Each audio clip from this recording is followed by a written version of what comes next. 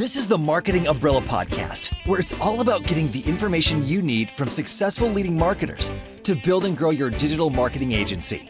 Brought to you by Itamar Shafir, founder and CEO of Umbrella, the technology platform and brand that is powering thousands of marketing agencies around the country. Find him at umbrellaus.com. Now, here's your host, Kevin Pruitt.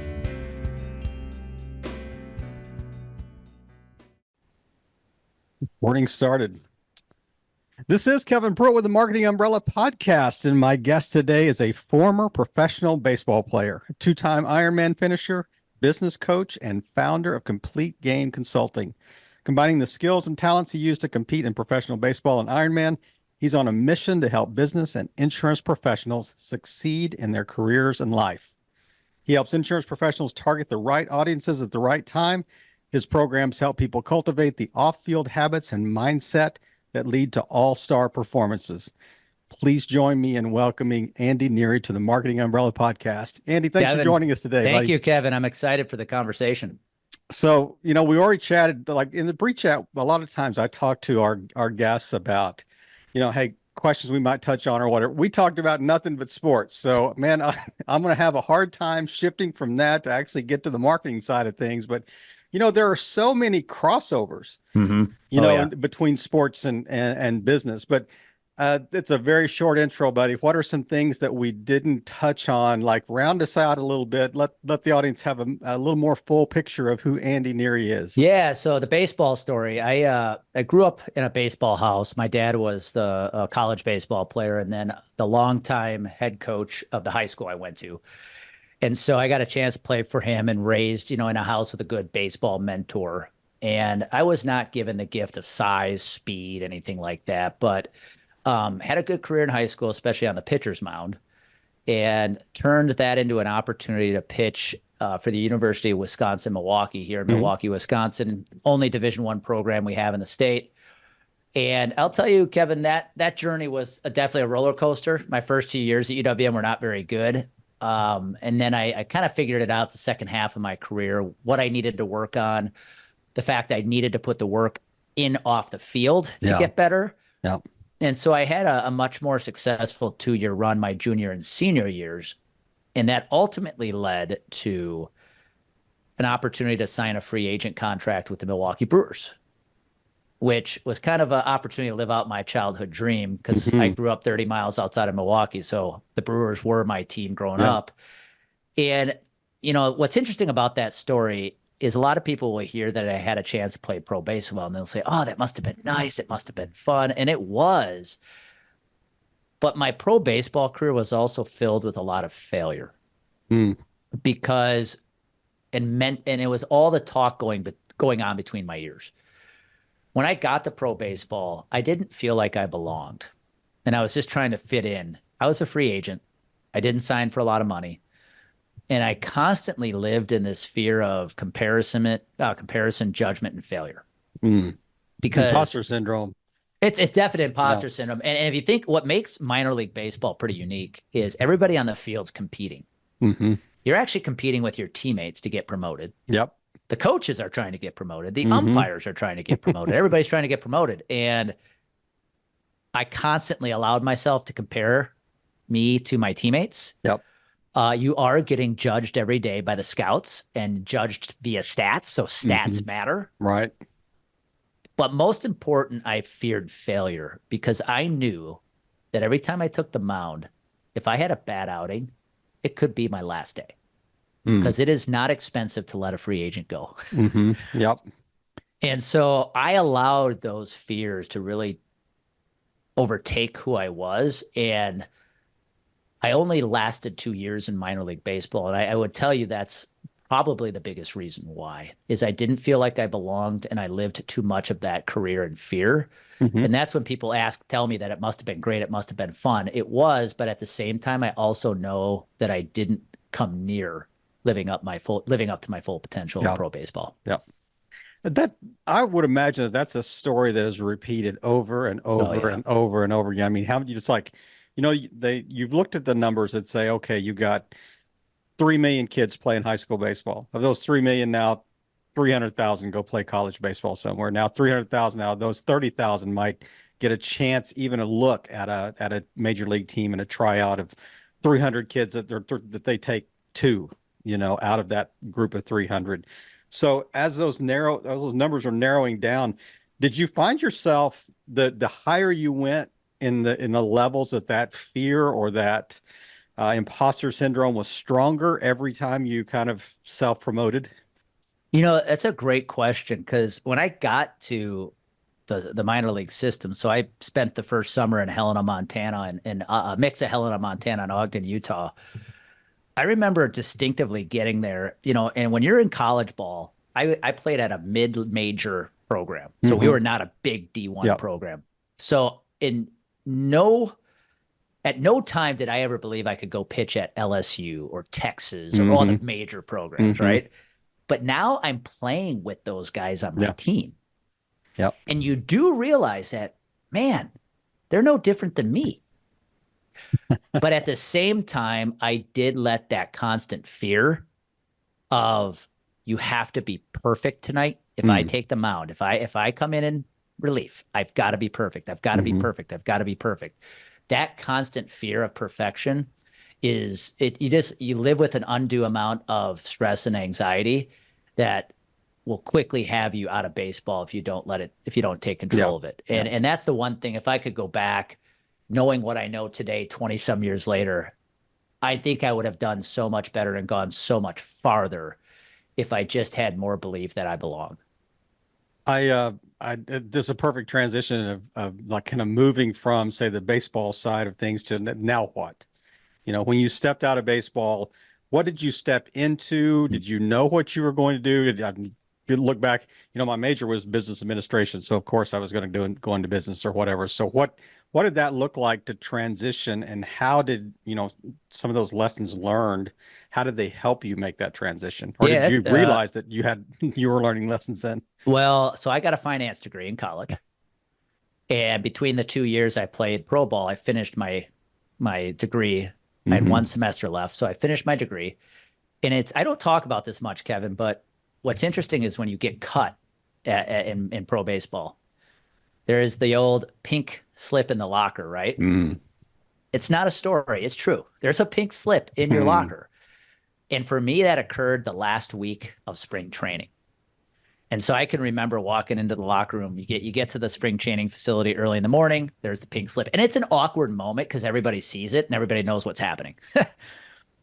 And you go down to the director of player personnel's office and you kind of have your exit meeting.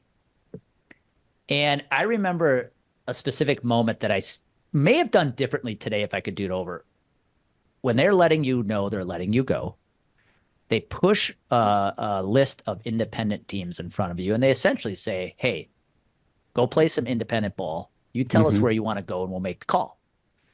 Well, here I am with a degree. And I said, I'm good. I got my college degree. It's time to move on.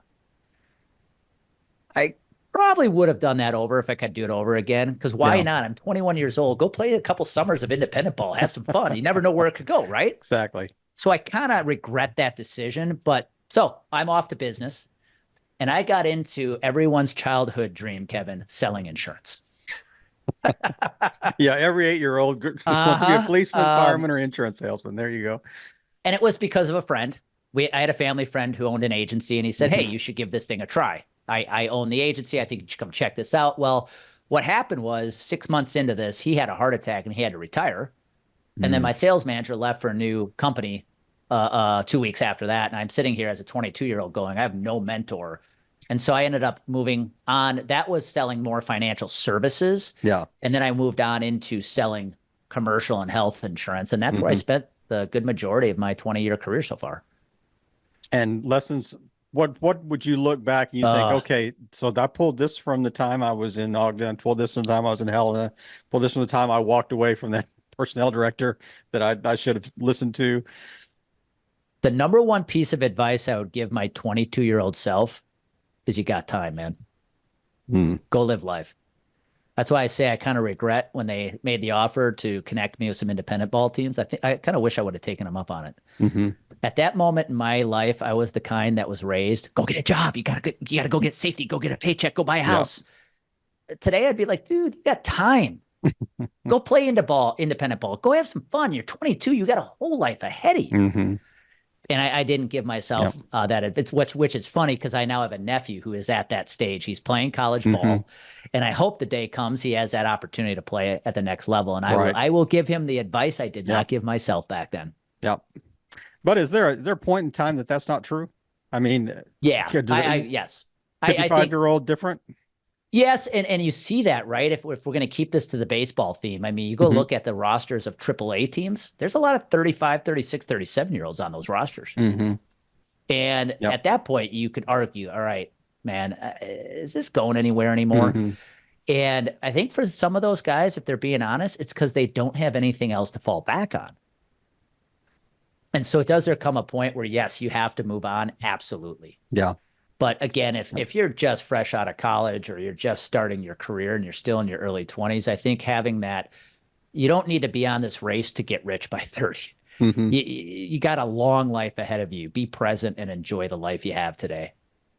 That is, I'd love that, just that insight. And you can tell that insight is born out of personal experience. It's not something you just read in a, on a Post-it note somewhere, a motivational poster. But I want to shift a little bit and let's talk about, maybe some lessons you've learned along the way in the, in the insurance space that, like one thing that I saw that you had mentioned in some writing that you had done, or maybe it was another interview that you did, but just really talking about the ideal prospect, identifying the ideal prospect.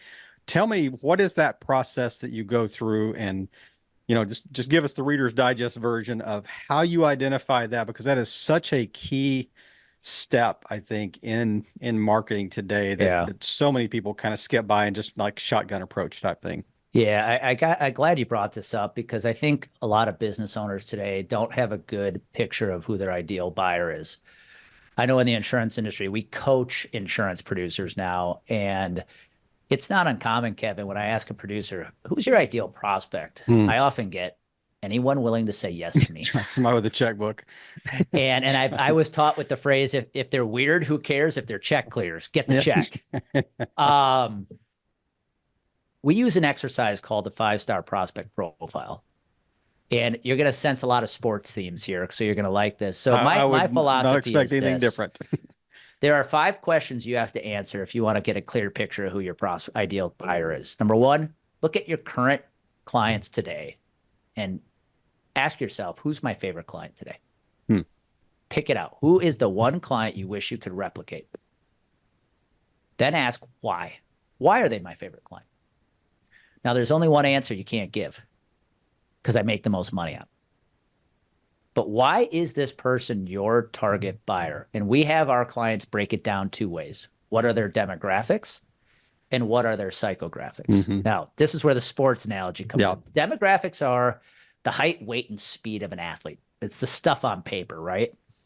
Psychographics, though, are how is this athlete going to perform in the 4th quarter when the game's on the line?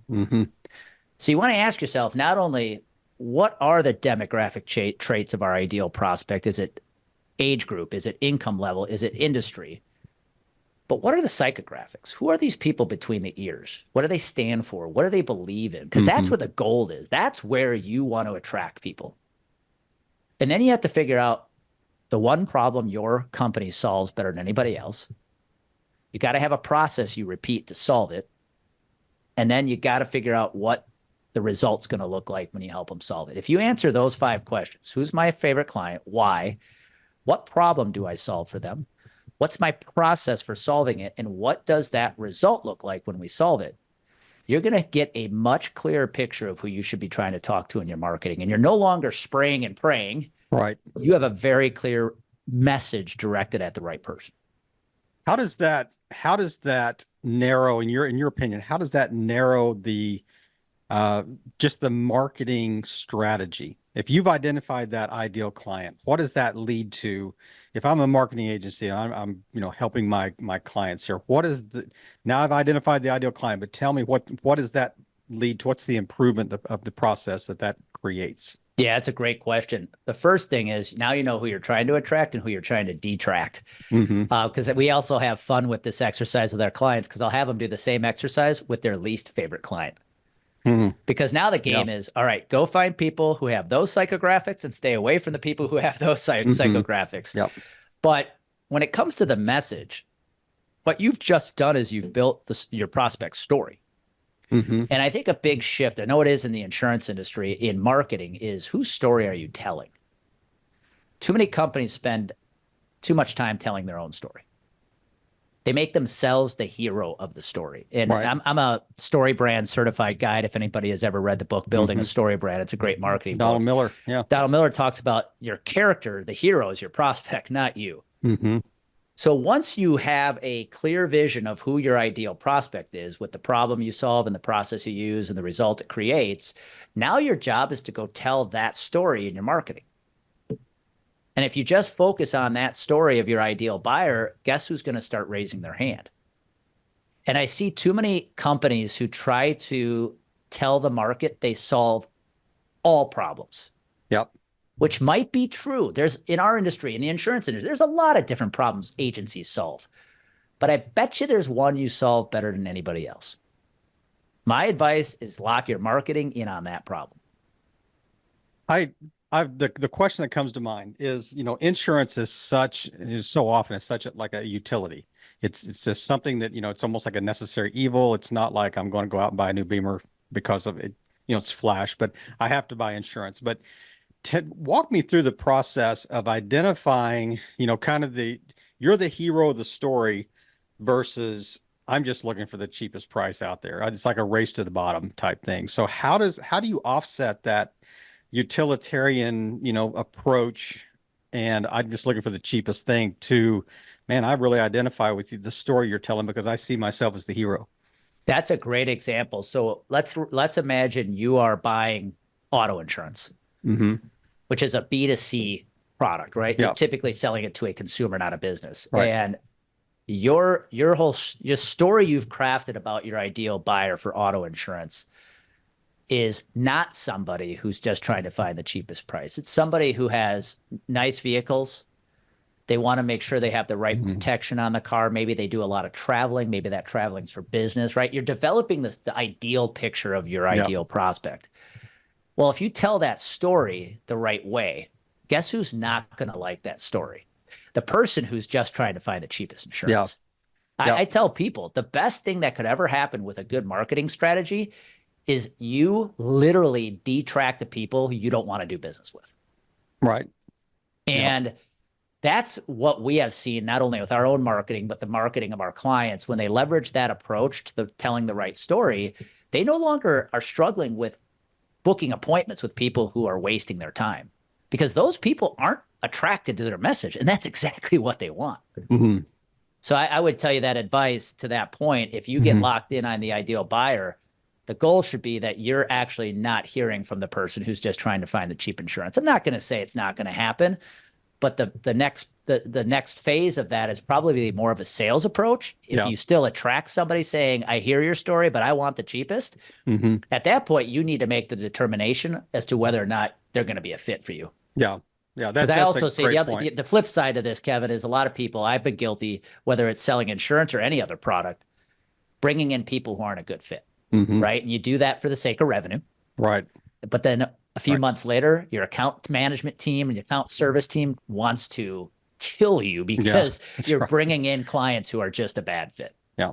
It's almost like the Pareto principle that says, hey, I'm spending 80% of my time on 20% of the bad, eggs in the basket here. But 100%. So that leads me to a different question. It's kind of framed around the same thing, but you talk about prospecting, lead gen, that type of thing, and like pre-qualifying. But what about existing clients? Are you also kind of churning that book as well that says, you know what, I am really focusing on the people that I really like to keep, and then I know that I'm going to roll off 10% every year because they are the ones that are causing me, the biggest headaches, the biggest problems. So is it a back end thing as well? It can be, for sure. Again, I'm going to come at it from my lens of the insurance industry. And I see agencies struggle with two predicaments. That client they should fire, but it brings in a really nice amount of revenue. Yep. Or they've grown in who they serve, and there is a segment of their book of business they're no longer a good fit for. The Mm. problem is that book, that segment, are the people that first hired them. Yeah. Could be friends, could be Longest term family. client. It could be exactly. It's the That's right. people who have My been with them mother-in-law. since the That's beginning. right. And they have to Great answer. point. That's a tough question to answer is do we move on from this book because it's Hmm. also consuming our time Yep. and we're actually probably losing money on it.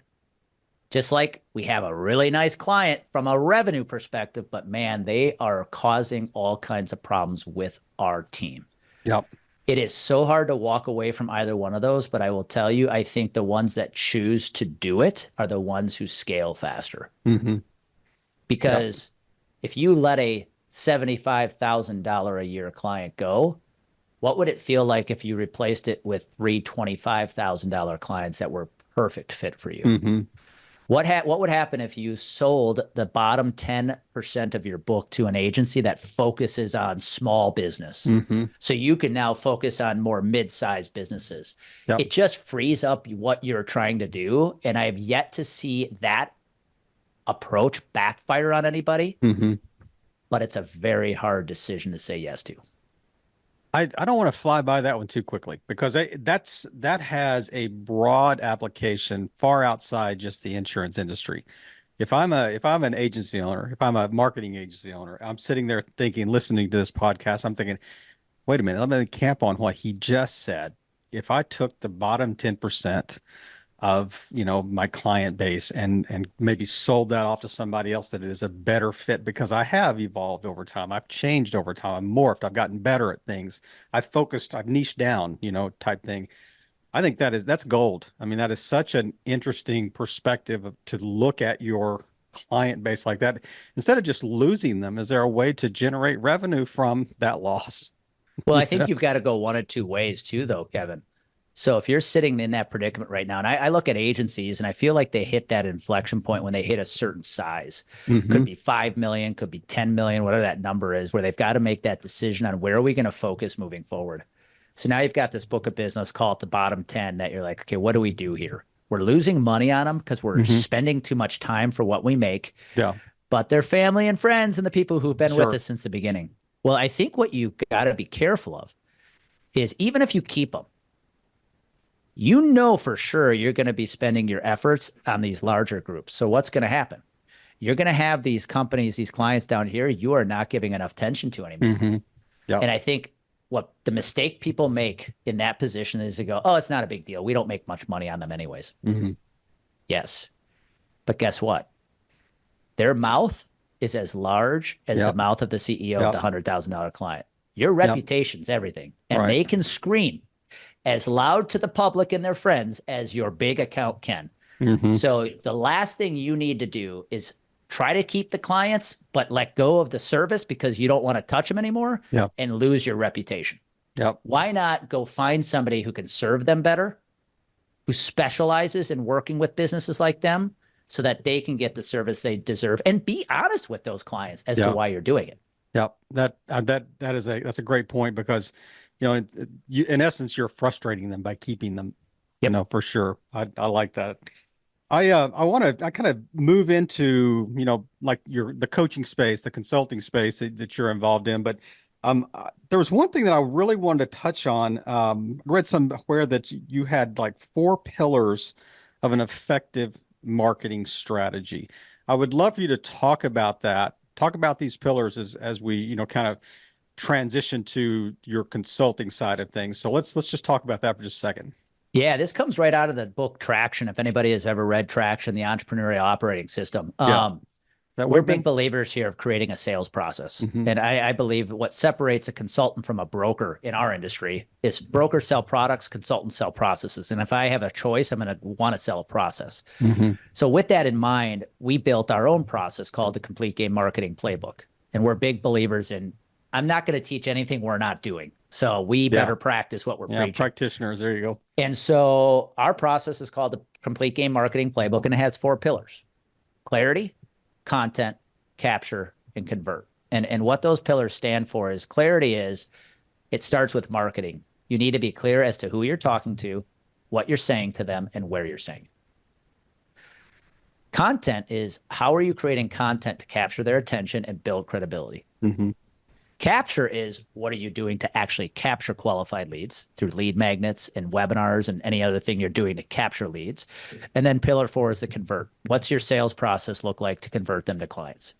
And so when we teach our curriculum, it walks through those 4 pillars in order Mm-hmm. because we believe if you follow all 4 of them, you will have a marketing and sales process from A to Z that will put you in the best position to win. And that's something, one of those pillars in Convert, we talk to our clients about that. I know you sell a product. That product can be insurance, it can be hot tubs. I don't care. Yep. What's your process, though, you use to solve it? Mm-hmm. Have a process you sell, give it a name, because what happens is once you have a solidified process, you can rinse and repeat. You're now going out and looking for prospects who fit your process. Mm-hmm. It's a very different way to sell that than most sales professionals are used to selling.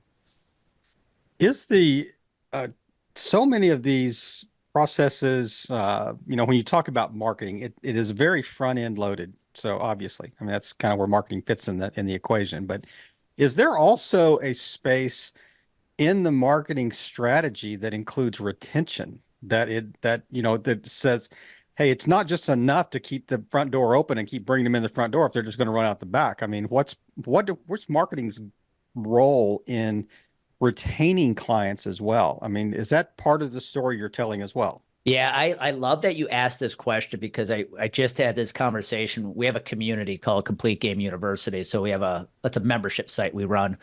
And I was just having this conversation on our biweekly call today. How are you building a community for your clients? I think something a lot of businesses fail to do is once they obtain a client, outside of meeting with them and doing the day-to-day activities they promise they do, they're not really doing anything to stay in front of them or foster a community. Yep. If I ran a business today where I had a book of business, a client base, I would try to find a way to create a community for them above and beyond just the service we deliver. Right. Whether that's including them in a monthly newsletter, whether that's actually hosting a platform where they can collaborate and connect, or maybe if you're in a local geographic market, hosting live events they can come and connect. Because I really believe, Kevin, today we are thriving for connection, given what's happened the last 4 years. Yeah, post-COVID. And if I could give any advice to a business, it's find a way to build a community for your clients that they feel they want to be a part of, and it's going to be very hard for them to leave you. Yeah. That's a great point. I love that idea that was not a planted question. We didn't, for our audience, we didn't agree on that before we hit the record button. So it was just, serendipitous moment here in the chat. But what have we not touched on today that would just be good to wrap us up with today that you think is, a very salient point, kind of think in the marketing space. Maybe you're talking to marketing agency owners. What's one message that you want to deliver to them? I want you to remember that selling is an obligation. Marketing precedes sales. And I think a lot of businesses are struggling today because they're actually too afraid to sell for fear of being pushy and salesy. If you believe in your product, and I hope you do if you built it, and you believe that product can change lives, you have an obligation to tell as many people as you possibly can. Yeah. And I think I struggled with that for a long time as an insurance advisor, Kevin. But when I started Complete Game Consulting and built my own product, the Complete Game Marketing Playbook, I realized if I'm going to grow, I have an obligation to tell as many people as I can about it because I believed it worked. I believed it could help their business. And I think that is such a shift people have to make. If you're an entrepreneur, you own your own business, sorry, you are the head of marketing and sales right now. And so you have an obligation to tell as many people as you can that you can help them. I love that. I think too often you're right. I think it's like, well, it's kind of, if we built it, they will come, and if they do come, we don't want to hassle them on the way to the park. But I love that. If you believe in your product, if you believe that this is solving a problem for your prospect, then you have an obligation to sell. Well, so can I share one more? Absolutely. This is a big one because this is we have this challenge in the insurance industry, and I'm sure others listening in may have the same.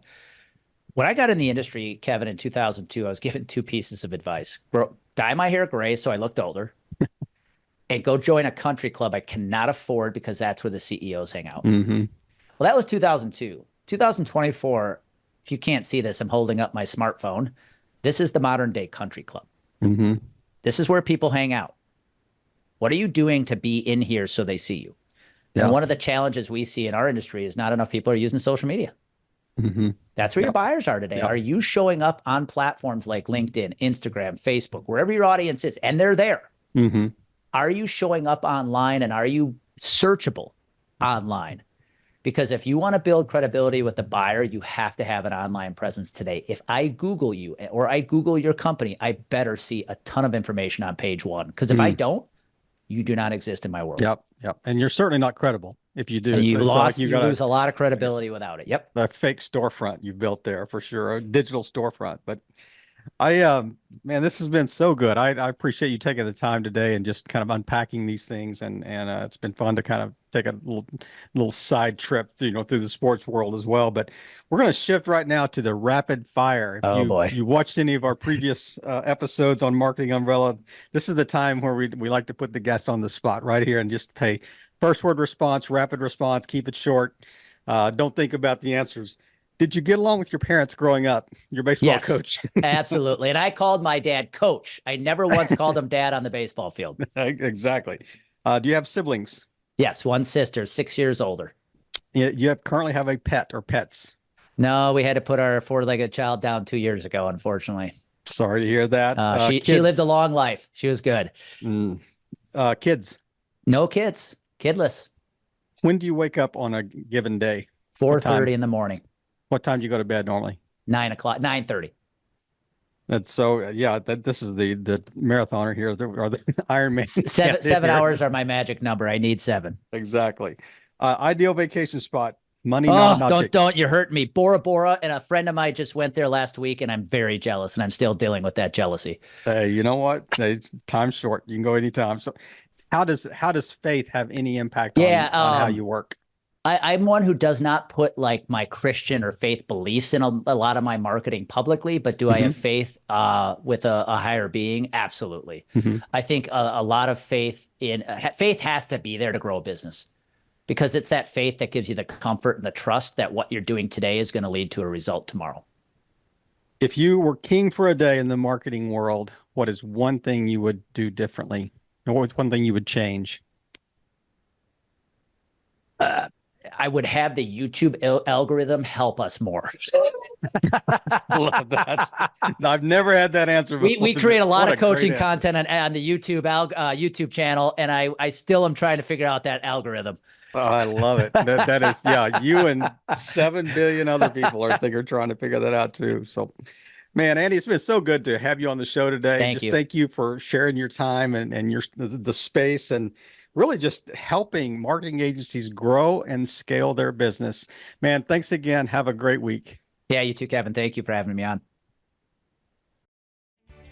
Thank you for tuning in to another great episode of the Marketing Umbrella Podcast, where we provide the information you need from successful leading marketers to build and grow your digital marketing agency.